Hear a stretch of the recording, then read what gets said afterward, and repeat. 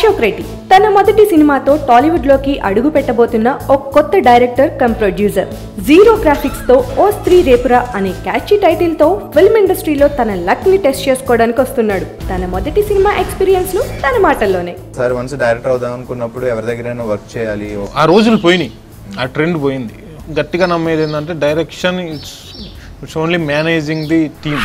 Ram Gopal Varma horror movies అంటే దెయ్యం ఉండదు, కానీ భయపెట్టేస్తూ ఉంటాడు. బ్యాక్గ్రౌండ్ లేకుండా, ఎక్కువ ఖర్చు కాకుండా, కొత్త వాళ్ళతో వెళ్ళేటప్పుడు ఏంటంటే కొంచెం సేఫ్ జోనర్ ఏంటి అనే దానికి ఒక హర్రర్ సినిమా తీయడం ఒక ఎత్తు అయితే ప్రేక్షకులు క్యూరియాసిటీ పెంచడం దాంట్లో డెఫినెట్ గా టైటిల్ తోటే మీరు క్యూరియాసిటీ పెంచారు. ఓ శ్రీ రేపురా ఎక్కడ స్టార్ట్ అయింది, అసలు ఎందుకు రాసుకునే వాళ్ళు గోడల మీద సో అనేది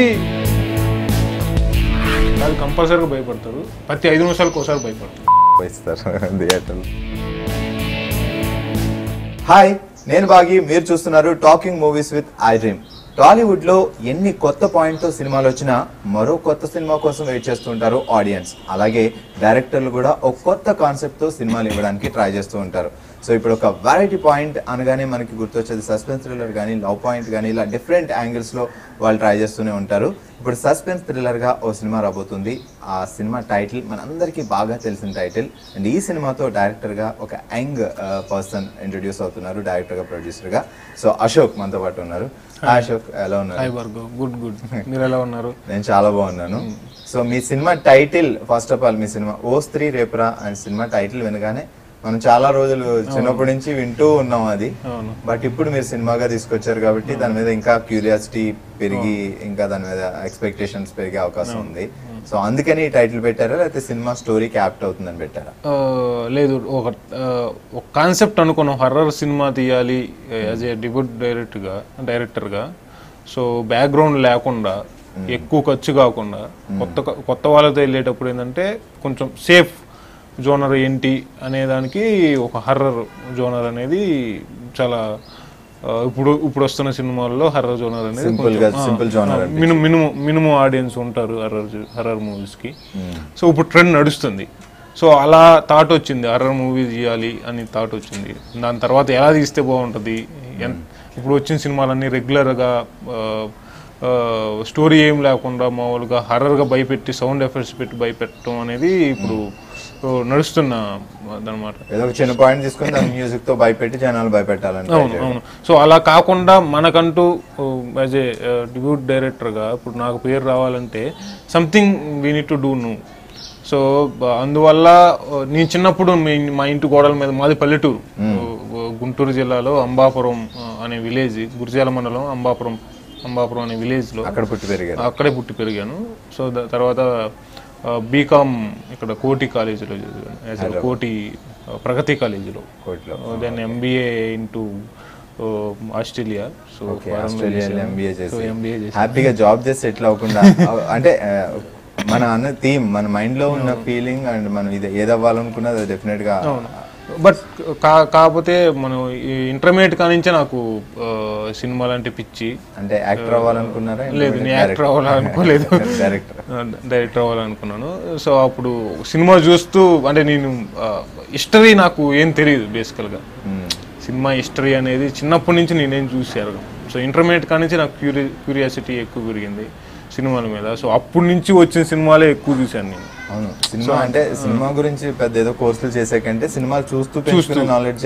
అవును. సో సినిమా చూసి జనరల్ ఆడియన్స్ లాగా నేను ఇది బాగుంది అది బాగుంది అని కాకుండా అసలు ప్లాట్ ఏంటి, వాళ్ళు ఏం చెప్తున్నారు, ఆ లైన్ ఏంటి అనేది తెలుసుకొని, సో ఇలా చేస్తే బాగుంటుంది, ఇలా చేస్తే బాగుంటుంది అని చాలా మందితో డిస్కస్ చేసేవాడిని.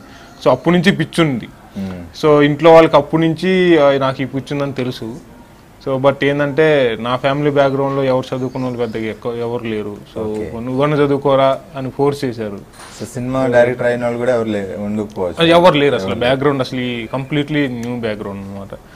సో అలా స్టార్ట్ అయింది అనమాట జర్నీ. సో వాళ్ళని అలా ప్రిపేర్ చేస్తూ వచ్చాను ఇంటర్మీడియట్ కానించి. సో వాళ్ళు ఏంటంటే మన ఫ్యామిలీ బ్యాక్గ్రౌండ్లో ఎవరు చదువుకున్న వాళ్ళు లేరు, జస్ట్ నువ్వు చదువుకున్న తర్వాత నువ్వు ఏదేం చేయి తర్వాత.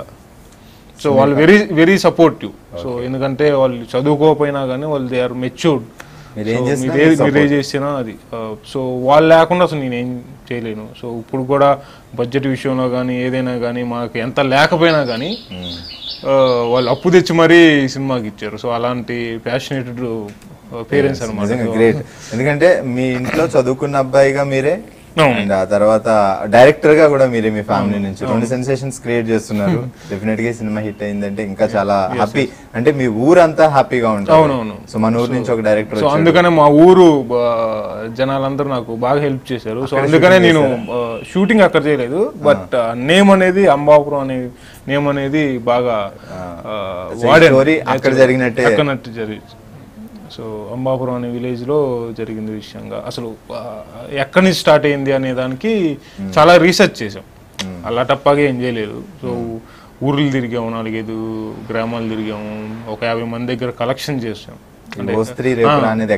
ఎక్కడ స్టార్ట్ అయింది ఏంటంటే ఒక్కొక్కరికి ఒక స్టోరీ చెప్తారు. ఇప్పుడు నీకు ఒక ఎక్స్పీరియన్స్ ఉంటుంది దెయ్యం పట్ల, ఇంకొకరికి ఒక్కొక్క ఎక్స్పీరియన్స్ ఉంటుంది. సో ఎవరి ఎక్స్పీరియన్స్ వాళ్ళు షేర్ చేసుకున్నారే కానీ ఓస్త్రీ రేపురా ఎక్కడ స్టార్ట్ అయింది, అసలు ఎందుకు రాసుకునేవాళ్ళు గోడల మీద, సో అనేది పర్టికులర్గా ఆనెస్ట్గా చెప్పాలంటే ఆన్సర్ లేదు. It's unknown fact. సో దాన్ని ఎలా చేయాలి ఏందనేది చాలా ఆలోచించాం. సో అంటే ఏదో హర్రర్ మూవీ తీసేస్తే ఏదైనా చూస్తారు. అంటే ఇప్పుడు ఒక నౌన్ టైట్లు ఒక 1980s నుంచి మన తాతల తరం కానించి, నాన్నల తరం కానించి, మన జనరేషన్ కానించి, మన రీసెంట్గా ఒక 4-5 years బ్యాక్ కూడా ఏదో ఊర్లో స్టార్ట్ అయింది ఇలా ఓస్ట్రీ రేపు అని రాసుకున్నారు. TV9లో ఇంటర్వ్యూ వచ్చింది.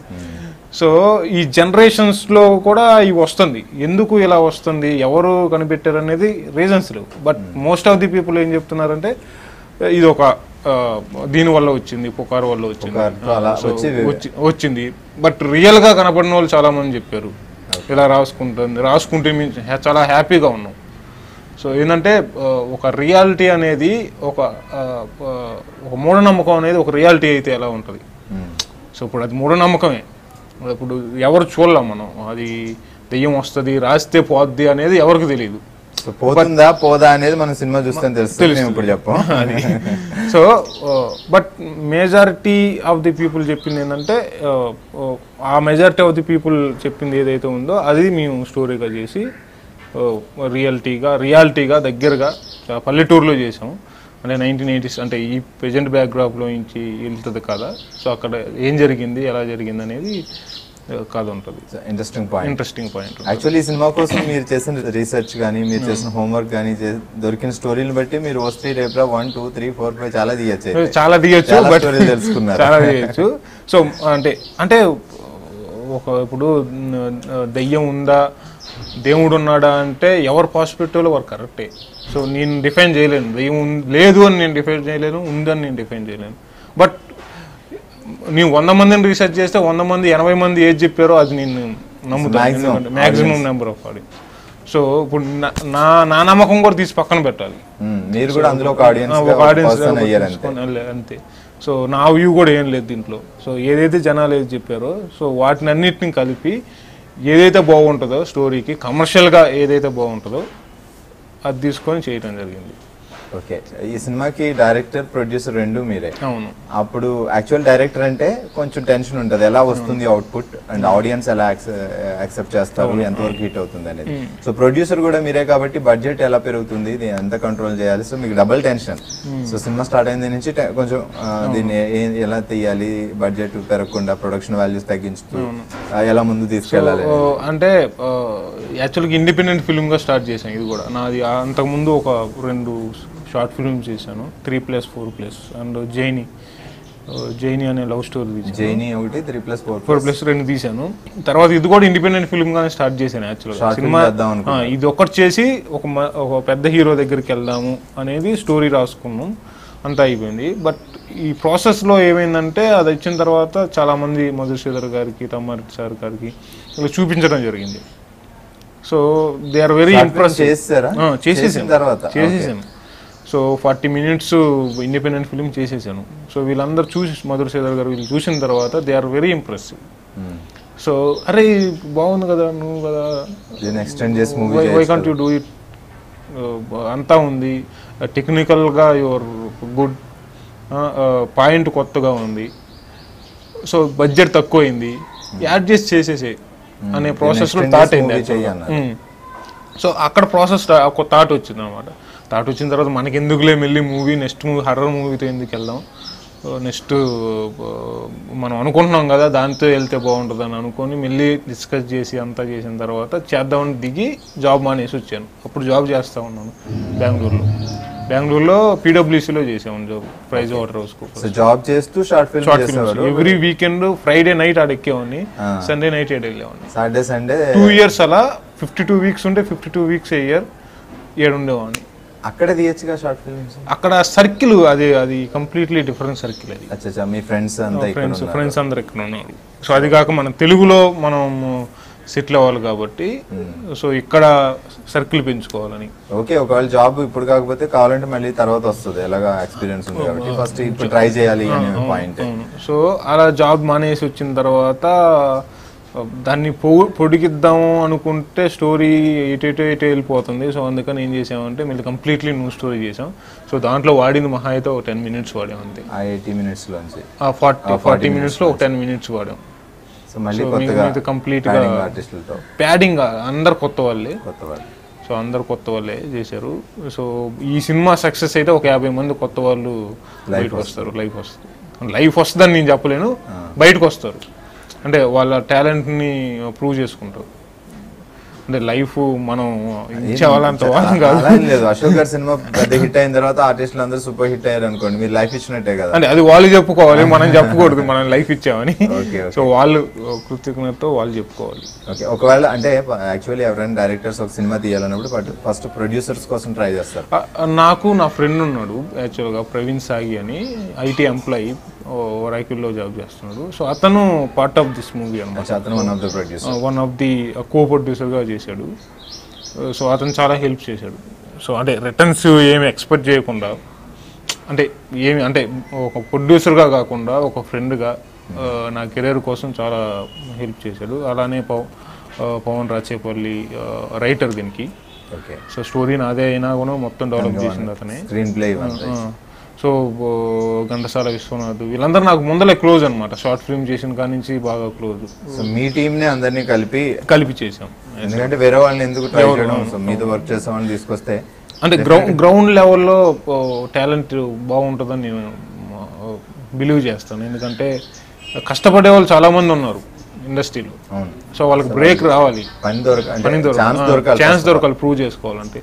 సో కొంచెం కష్టమే, కాకపోతే ఫస్ట్ అందరు కొత్త వాళ్ళతో చేయడం అనేది చాలా రిస్కీ ప్రాజెక్టే. ఎందుకంటే వాళ్ళు ఎలా చేస్తారో తెలియదు, జనాలు ఎలా యాక్సెప్ట్ చేస్తారో తెలియదు వాళ్ళ ఫేసెస్ని. సో చాలా రిస్క్లు ఉన్నాయి, చాలా డేర్ డెసిషన్సే. But according to our budget, dare చేయకపోతే డేర్ చేస్తేనే కదా, ఒక డేర్ చేసి ముందుకెళ్ళాడంటేనే వాడి వాటిలో ఇంకా మిగతా వాళ్ళు కూడా నడవడానికి ట్రై చేస్తారు. సో డైరెక్షన్ అనేది అంటే లైక్ ఇప్పుడు ప్రెసెంట్ ట్రెండ్ అయితే షార్ట్ ఫిల్మ్ చేసి ఇమీడియట్ గా డైరెక్టర్స్ అవుతున్నారు, సక్సెస్ కూడా అయ్యారు చాలా మంది. సో అంటే మీరు ఒకసారి వన్స్ డైరెక్టర్ అవుదాం అనుకున్నప్పుడు ఎవరి దగ్గరైనా వర్క్ చేయాలి, ఒక పెద్ద డైరెక్టర్ దగ్గర? అసలు నాకు ఆలోచనే లేదండి. పెద్ద డైరెక్టర్ దగ్గర వర్క్ చేయాలి అనేది ఆలోచనే లేదు నాకు. ఒకళ్ళ దగ్గర పని చేయాలని ఆలోచన లేదు. అంటే ఆ రోజులు పోయినాయి, ఆ ట్రెండ్ పోయింది. ఒకళ్ళ దగ్గర పని చేసి వాళ్ళ దగ్గర 10 సంవత్సరాలు చేసి బయటకు వచ్చి స్టోరీ రాసుకొని ఇదంతా. అంటే నేను గట్టిగా నమ్మేది ఏంటంటే direction it's only managing the team and managing the thought process. ఏదైతే ఉందో మనకి ఏ థాట్స్ ఉన్నాయో ఆ థాట్స్ మనకున్నది ఓకే, నాకు తెలుసు, నా మైండ్లో ఉంటుంది థాట్. అది 24 క్రాఫ్ట్స్ని చెప్పి వాళ్ళని మెయింటైన్ చేయగలగాలి, మేనేజ్ చేయగలగాలి. సో అదే నమ్ముతాను నేను డైరెక్షన్ అంటే. Managing things perfectly and the vision కరెక్ట్గా ఉండాలి. నేను ఇలా చేయాలనుకుంటున్నాను, నా మైండ్లో ఉండాలి. అక్కడ నాకు ముందర స్క్రిప్ట్ చదవంగానే నాకు మైండ్లో విజువల్గా కనపడాలి. సో ఆ విజువల్గా ఎలా కనపడాలనేది 24 క్రాఫ్ట్స్ని ఎలా యూజ్ చేసుకుంటాను, ఎంత పర్ఫెక్ట్గా యూజ్ చేసుకుంటాను అనేదే మ్యాటరు. సో అది ఒకళ్ళ దగ్గర చేస్తే వచ్చేది కాదు.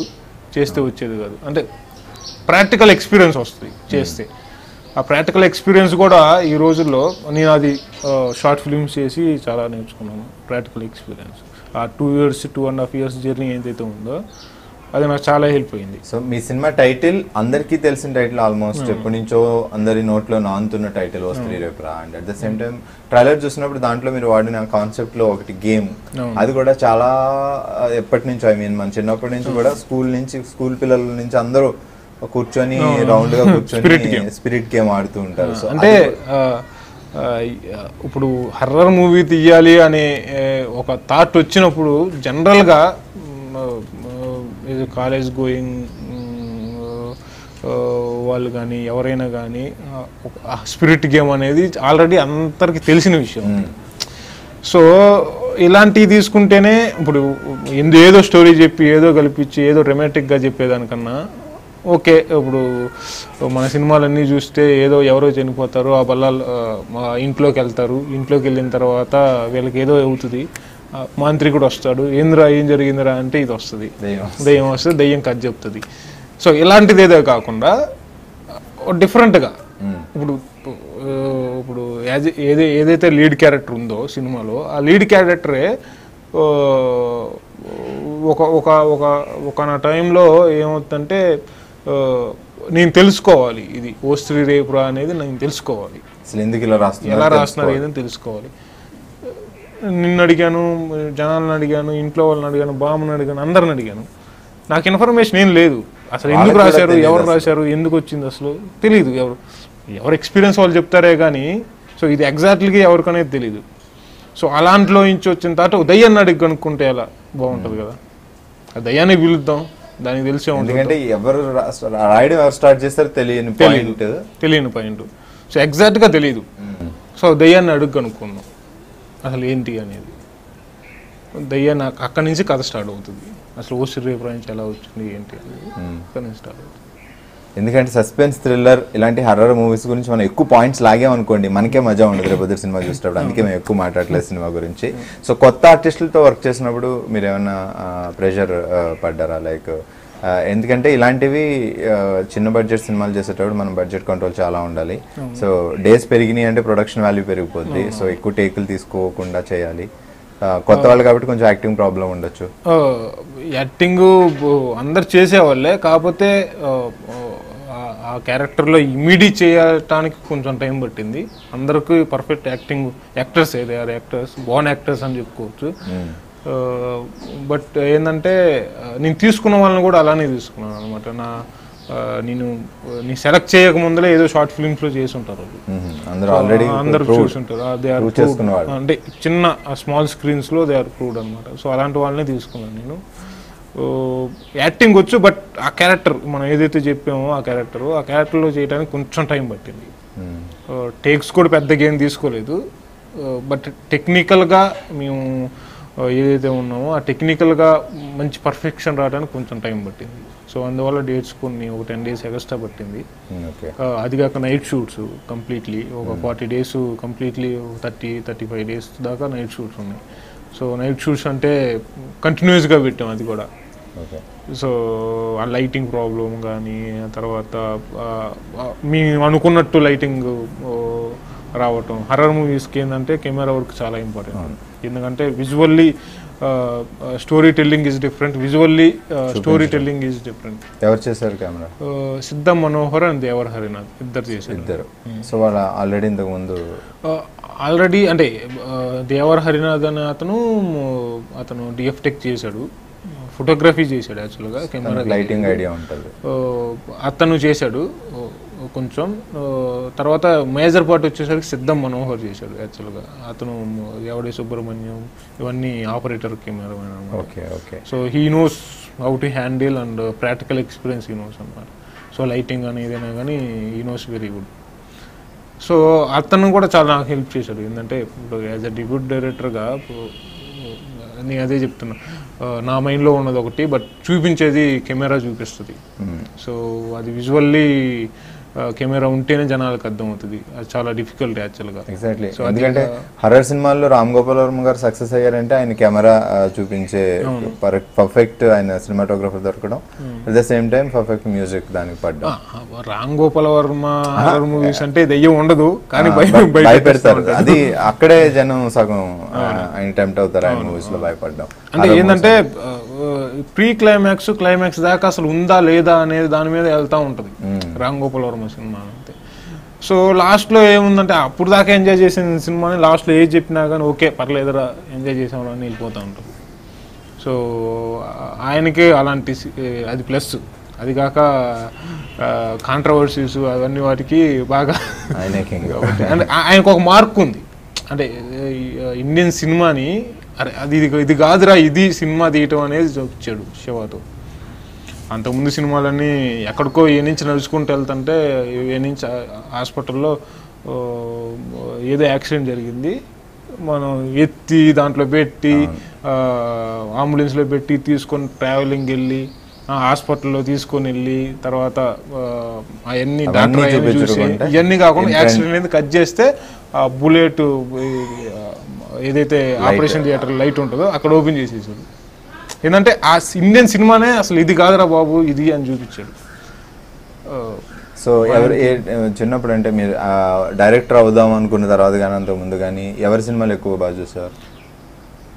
ఎవరి సినిమాలు ఎక్కువ చూసేవాడిని కాదు బేసికల్గా. ఏంటంటే సినిమా బాగుందంటే వెళ్ళిపోయేవాడిని. అది కాక బాగాలేని సినిమాలు కూడా చూసేవాడిని. పాత సినిమాలు అంటే నాకు పూరి జగన్నాథ్ సినిమాలు అప్పటి నుంచి కొంచెం ఫాలో అయ్యేవాడిని. ఆయన ఐడియాలజీ కొంచెం నచ్చింది. ఏంటంటే తక్కువ టైంలో మనం ఎంతవరకు తీయగలం ఏందనేది ఐడియాలజీ బాగుంటుంది. తర్వాత రాఘవేంద్రరావు గారు ఇంకా ఆయన చెప్పాల్సిన పని లేదు. మీకు బాగా ఇష్టమైన సినిమాలు అంటే పూరి సార్ది అండ్ రాఘవేంద్రరావు గారి. శేఖర్ కమ్ములు అది కూడా నాకు బాగా నచ్చుతుంది. వే ఆఫ్ స్టైల్ అంత బాగుంటుంది. ఓకే, సో ప్రొడ్యూసర్గా మీరు అనుకున్న టైంలో తీయగలిగారా లేకపోతే ప్రొడక్షన్ పెరిగిందా? ఇంకా బడ్జెట్ కూడా మూవీ కాబట్టి కొంచెం పెరిగింది. సో పెరిగింది దాదాపు 20% 30% పెరిగింది. But I managed some what, I mean parents help కానీ తర్వాత ఫ్రెండ్స్ హెల్ప్ అలా చేసేసి. ఈ సినిమాలో అంటే మీ ఊళ్ళో స్టార్ట్ చేశారు, మీ ఊరి పేరు అంబాపురం కూడా మెన్షన్ చేశారు. సో మీ ఊళ్ళో వాళ్ళకి కానీ మీ ఫ్రెండ్స్ కానీ ఉన్నారు ఆర్టిస్టులు ఇందులో? వాళ్ళకి ఏమన్నా? ఎవరు లేరండి ఊళ్ళో వాళ్ళు ఎవరు లేరు. ఫ్రెండ్షిప్ అసలు అది ఫ్రెండ్స్ని ఎవరిని తీసుకోలేదు నేను. ఎవరైతే నాకు పర్ఫెక్ట్గా యాప్ట్ ఉన్నారో వాళ్ళే తీసుకున్నాను. సో అలాంటి వాటిల్లో కాంప్రమైజ్ అవ్వలేదు. అంటే ఆర్టిస్టులు కొత్త వాళ్ళే కావచ్చు కాబట్టి పర్ఫెక్ట్ సూట్ అవుతారు, ఆడియన్స్ యాక్సెప్ట్ చేస్తారు. రేపు ఆడియన్స్ వెళ్ళిన తర్వాత పర్లేదురా బాగుంది క్యాస్టింగ్, కొత్త వాళ్ళైనా కానీ పర్లేదు బాగుంది అని అనుకుంటారు. ఓకే, చిన్న సినిమా ప్రొడ్యూసర్కి వచ్చే మెయిన్ ప్రాబ్లం ఏంటంటే థియేటర్స్ దొరకవు రిలీజ్ అప్పుడు. అండ్ వస్త్రీ రేపురా ఈ 11th రిలీజ్ చేయడానికి ప్లాన్ చేస్తున్నారు. సో మీకు థియేటర్స్ స్ట్రగుల్స్ ఎవరికైనా కామను. ఎందుకంటే బ్యాక్గ్రౌండ్ లేకుండా కొత్త డైరెక్టర్, కొత్త బ్యానరు, కొత్త ఆర్టిస్టులు, సో ఈ మూడు లేకపోతే ఏంటంటే ఇండస్ట్రీలో ఆబ్వియస్గా కొంచెం స్ట్రగుల్ అవ్వాల్సిందే. సో ఆ పీరియడ్ అనేది నాకు కొంచెం ఎక్కువ ఉంది. యాక్చువల్గా 4 months 5 months అయిపోయింది సినిమా అయిపోయి అంత అయిన తర్వాత 4 months వెయిట్ చేశాను నాకు టైం రావటం కోసం. సో ఆ టైం 11th వచ్చింది. పర్లేదు, అదృష్టవస్తు అంటే ఇండస్ట్రీలో కొంచెం మంది హెల్ప్ చేయడం వల్ల తమ్మారెడ్డి భరద్వాజ్ సార్, మధురశేఖర్ గారు వీళ్ళ హెల్ప్ చేయడం వల్ల కొంచెం మంచి థియేటర్లు పడుతున్నాయి. 80+ థియేటర్స్ వస్తున్నాయి ఏపీ తెలంగాణ మొత్తం గ్రాండ్గా రిలీజ్ అవుతుంది. సో చాలా మంది డెబ్యూ అన్నకంటే మీరంటే అనుకోకుండా ఒక షార్ట్ ఫిల్మ్తో పాయింట్ బాగుండి ఇలా వచ్చారు. సో డెబ్యూ అనగానే ఎక్కువ మంది హర్రర్ సినిమాలు ప్రిపేర్ చేస్తుంటారు అండ్ మిగతా మ్యాక్సిమం లవ్ సినిమాలు ప్రిపేర్ చేస్తుంటారు. సో మీ ప్రిఫరెన్స్ ఏంటంటే నెక్స్ట్ సినిమా వస్త్రీ రేపురా తర్వాత ఎలాంటి సినిమా ఎక్స్పెక్ట్ చేయొచ్చు? నాకు లవ్ సినిమాలు తీయడం అంటే చాలా ఇష్టం. అది ఎవరికైనా డైరెక్టర్కి ఉంటుంది, బట్ నాకు ఇంకా బాగుంది పిచ్చి అనమాట నాకు లవ్ సినిమా అంటే. కానీ లవ్ సినిమా చేసే అంత ధైర్యం ఇప్పుడు నేను ఈ పొజిషన్లో లేను. ఎందుకంటే లవ్ సినిమా చేయాలంటే ఇప్పుడు ఆడియన్స్ ఎలా ఉన్నారంటే ఈ అర్బన్ కల్చర్ ఎక్కువ అయిపోయిన తర్వాత ఒక అమ్మాయిని మీట్ అవ్వటం, ఐ లవ్ యూ చెప్పటం, ఇవన్నీ ఏంటంటే రెగ్యులర్ సినిమాలు అనమాట. ఇప్పుడు వచ్చే సినిమాలు ఏం చేయాలంటే కంప్లీట్గా ఆ జోనరే మార్చాలి. ఓకే బంగారం ఉంది. ఓకే బంగారం కూడా అతను మణిరత్నం గారు చేసిన దాన్ని కూడా యాక్సెప్ట్ చేయలేకపోయారు మనోళ్ళు. ఏంటంటే ఎండింగ్ ఏం చేశాడు అంటే ఎండింగ్ అంత జస్టిఫై చేయలేకపోయారు.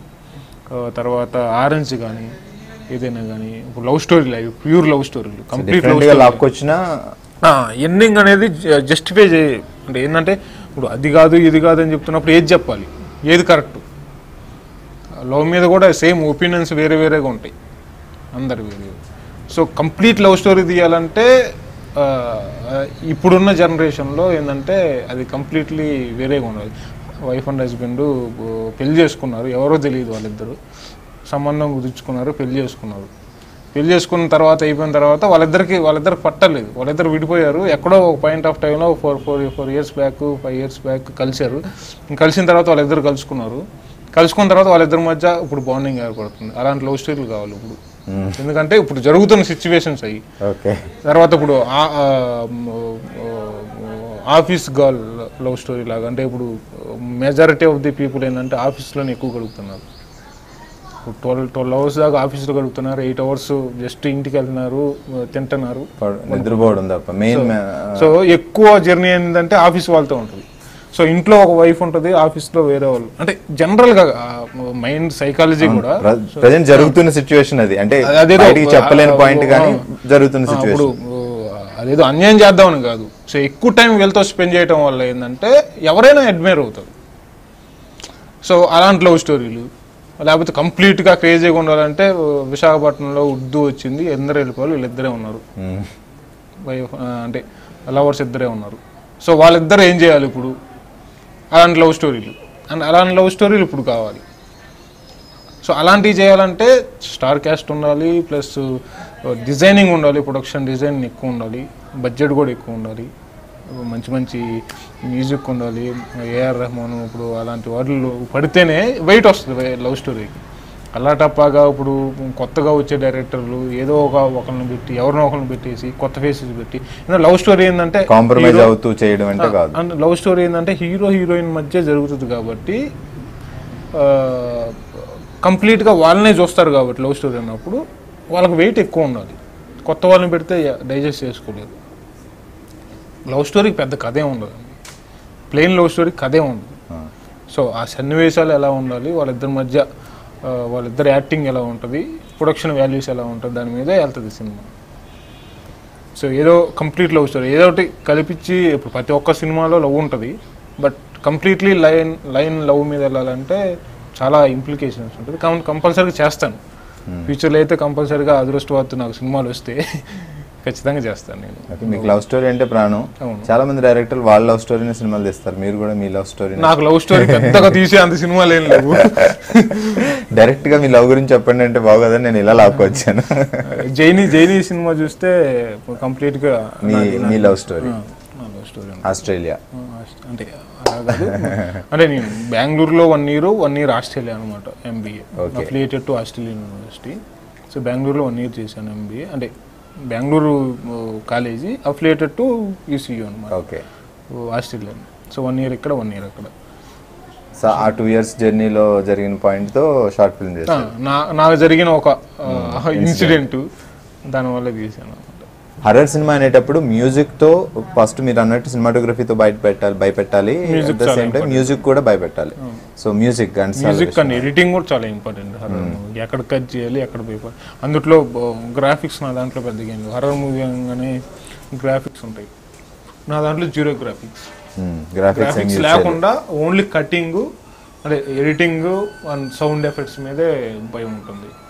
సో అంటే గ్రాఫిక్స్ ఉండాలంటే కంపల్సరీగా బడ్జెట్ హై ఎక్కువ ఉంటుంది. అందులో మన తెలుగు సినిమాలు గ్రాఫిక్స్ అంటే మనకు తెలిసినయే, దాని బడ్జెట్ పెంచి ఏదో చేద్దాం ఉంటుంది కానీ పర్ఫెక్ట్గా ఉండవు. సో అందుకని ఏంటంటే ప్రీ ప్లాన్డ్గా అసలు గ్రాఫిక్స్ ఏం లేకుండా చేసాము సినిమాని. కాదు కంపల్సరీగా భయపడతారు, ప్రతి 5 నిమిషాలకు ఒకసారి భయపడతారు, వచ్చేస్తారు థియేటర్లో.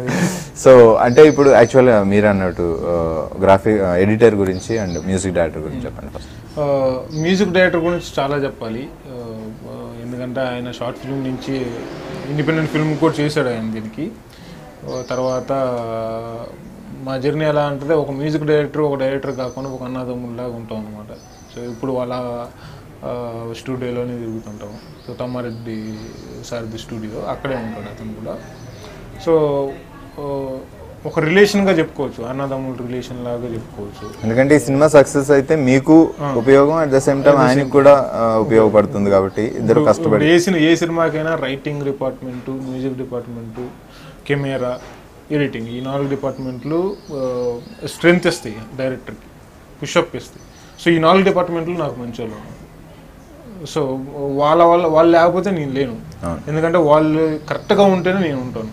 ఎందుకంటే ఏది ఒక్కళ్ళు నేను పర్ఫెక్ట్గా చేయించుకోలేకపోయినా వాళ్ళు చేయలేకపోయినా కానీ సినిమా అటు ఇటు అవుతుంది. సో 4 బాగా కుదిరినాయి కాబట్టి సినిమా కూడా బాగా వచ్చింది. కంపల్సరీగా నచ్చుతాను నేను అనుకుంటున్నాను జనాలకి. అంటే సూపర్ డూపర్ హిట్ అవుతుందని నేను చెప్పలేను, బట్ లేదు, ఒక చిన్న సినిమా బాగా ఆడింది అంటే ఇంకొక సినిమా తీయడానికి మీరు ముందుకు వస్తారు అండ్ ఇంకొక ఛాన్స్ వస్తాయి అండ్ మీ సినిమాలో చేసిన వాళ్ళందరికీ ఇంకా ఆఫర్స్ వస్తాయి. సో ఇలా చాలా మందికి డెఫినెట్గా చిన్న సినిమాలు ఎంకరేజ్ చేయాలి అండ్ థియేటర్స్ దొరకాలి, ఫస్ట్ జనాల్లోకి వెళ్ళాలి. సో మీకు ఆ ప్రాబ్లమ్ సాల్వ్ అయింది కాబట్టి నెక్స్ట్ ఇంకా ఆడియన్స్ యాక్సెప్ట్ చేసి వాళ్ళ తీర్పు ఎలా ఉంటుంది అనేది వెయిట్ చేయాలి కూడా. Okay, all the best sir. డెఫినెట్గా మంచి సినిమా అవుద్ది. మీ కాన్ఫిడెన్స్ చూస్తుంటే మాకు అర్థమవుతుంది. అండ్ ట్రైలర్ కూడా చాలా బాగుంది, థియేట్రికల్ ట్రైలర్. ఓ స్త్రీ రేపురా పెద్ద సక్సెస్ అవ్వాలి అండ్ మీరు పెద్ద డైరెక్టర్ అవ్వాలి.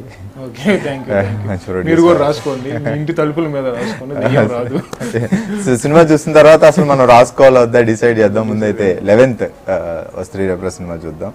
All the best sir. Thank you so much for coming.